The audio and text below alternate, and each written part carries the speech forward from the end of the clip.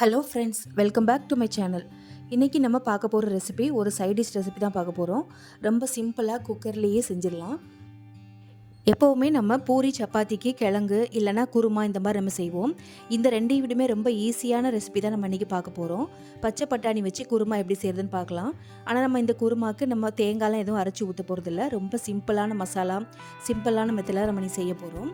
இது பூரி சப்பாத்திக்கு மட்டும் இல்லைங்க, இட்லி தோசை எல்லாத்துக்குமே ரொம்ப சூப்பராக இருக்கும். வீடியோக்குள்ளே போகிறதுக்கு முன்னாடி என்னோடய சேனலை சப்ஸ்கிரைப் பண்ணாதவங்க மறக்காமல் சப்ஸ்கிரைப் பண்ணிக்கோங்க. வாங்க இப்போ இந்த பட்டாணி குருமா எப்படி செய்கிறதுன்னு பார்க்கலாம். நம்ம இன்றைக்கி குக்கரில் தான் செய்ய போகிறோம். அதனால் குக்கரில் கொஞ்சமாக எண்ணெய் ஊற்றிக்கோங்க.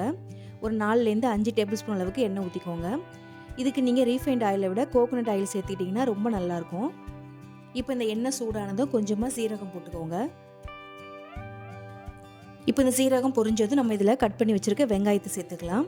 நம்ம இதில் ஏலக்காய், பட்டை நம்ம எதுவுமே இதில் சேர்க்க போகிறதில்ல, வெறும் சீரகம் மட்டும் தான் தாளிச்சிருக்கோம். இப்போ இந்த வெங்காயத்தை லைட்டாக வதக்கி விடுங்க. இப்போ இந்த வெங்காயத்தை லைட்டாக வதக்கி விட்டுட்டு கூடவே கொஞ்சமாக கருவேப்பிலை சேர்த்துக்கோங்க. சேர்த்துட்டு இந்த வெங்காயத்தோட கலர் கொஞ்சமாக மாறுற அளவுக்கு நம்ம வதக்கிக்கலாம். நமக்கு ரொம்ப ப்ரௌன் ஆகணும் அப்படிலாம் அவசியம் இல்லை, இந்த மாதிரி லைட்டாக வதங்கினா போதும்.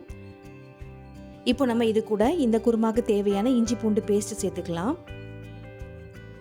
இதில் 1லேருந்து 2 டேபிள் ஸ்பூன் அளவுக்கு நம்ம சேர்த்துக்கலாம். இஞ்சி பூண்டு பேஸ்ட்டு அதிகமாக சேர்த்தாலும் அது வாசனை நல்லாயிருக்கும்.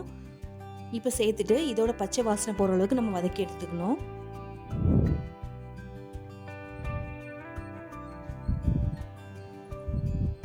இப்போ நம்ம இஞ்சி பூண்டு பேஸ்ட்டு வதங்கிட்டு இருக்கும்போதே இது கூட நம்ம அரைச்சி வச்சுருக்க தக்காளியை சேர்த்துக்கலாம்.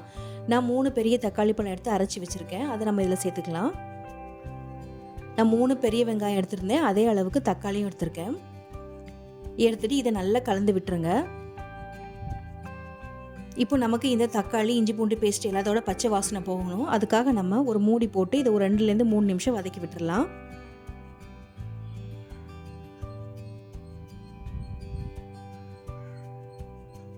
இப்போ ஒரு மூடி போட்டு 2 நிமிஷம் மட்டும் வதக்கிக்கலாம். இப்போ பாருங்கள், ஒரு 2 நிமிஷம் ஆயிடுச்சு. நமக்கு நல்லா அந்த பச்சை வாசனை எல்லாமே போயிடுச்சு. இப்போ நம்ம எடுத்து வச்சுருக்க பச்சை பட்டாணி இதில் சேர்த்துக்கலாம். நமக்கு எவ்வளோ தேவைப்படுதோ அந்தளவுக்கு நம்ம சேர்த்துக்கலாம். நான் இன்றைக்கி 1 கப் அளவுக்கு சேர்த்துருக்கேன்.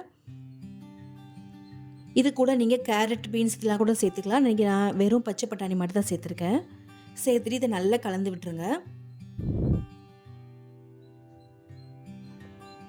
கலந்து விட்டுட்டு இப்போ நம்ம இதுக்கு தேவையான மசாலாவை சேர்த்துக்கலாம். 1 ஸ்பூன் அளவுக்கு மஞ்சள்தூள் சேர்த்துக்கோங்க. கூடவே 1லேருந்து 1.5 டேபிள் ஸ்பூன் அளவுக்கு மல்லித்தூள் சேர்த்துக்கலாம். சேர்த்துட்டு இப்போ காரத்துக்காக நான் ஒரு 3/4 ஸ்பூன் அளவுக்கு தனி மிளகாத்தூள் எடுத்திருக்கேன். நமக்கு இதுவே போதும், நமக்கு காரம் கரெக்டாக இருக்கும். இப்போ இது கூட ஒரு 1/4 ஸ்பூன் அளவுக்கு ஜீரகத்தூள் சேர்த்துக்கலாம். இப்போ இது கூட கலருக்காக ஒரு 1/2 ஸ்பூன் அளவுக்கு காஷ்மீர் ரெட் சில்லி பவுடர் சேர்த்துருக்கேன். இது ஆப்ஷனல் தான். கடைசியாக கொஞ்சமாக கரம் மசாலா சேர்த்துக்கலாம். சேர்த்துட்டு இந்த குருமாவுக்கு தேவையான அளவுக்கு உப்பு சேர்த்துட்டு நல்லா கலந்து விட்டுருங்க. இப்போ இந்த மசாலாவோட பச்சை வாசனை போகணும். அதுக்காக ஒரு நிமிஷம் மட்டும் இந்த எண்ணெயிலே நம்ம வதக்கி விட்டுக்கலாம்.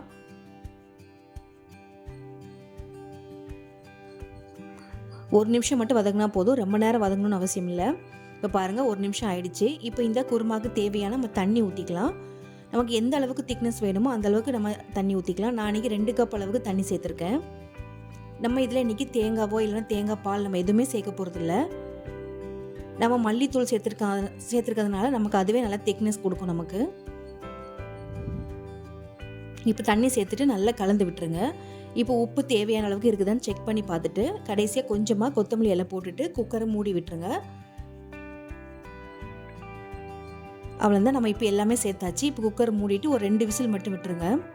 நமக்கு 2 விசிலே நல்ல அந்த பச்சை பட்டாணி எல்லாமே நல்லா வெந்து வந்துடும்.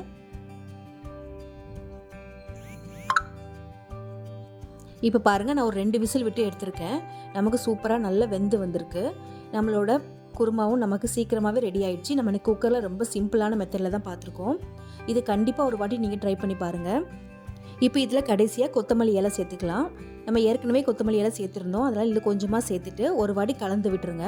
அவ்வளோதான், நம்மளோட சூப்பரான பச்சை பட்டாணி குருமா ரெடி ஆயிடுச்சு. இது பூரி, சப்பாத்தி, தோசை எல்லாத்துக்குமே ரொம்ப சூப்பராக இருக்கும். இதே மாதிரி ரொம்ப ஈஸியாக சிம்பிளான ரெசிபிலாம் பார்க்கணுன்னா என்னோட சேனலை மறக்காமல் சப்ஸ்கிரைப் பண்ணிக்கோங்க. இந்த வீடியோ உங்களுக்கு பிடிச்சிருந்துன்னா இந்த வீடியோக்கு ஒரு லைக் பண்ணி ஷேர் பண்ணிக்கோங்க. தேங்க்ஸ் ஃபார் வாட்சிங்.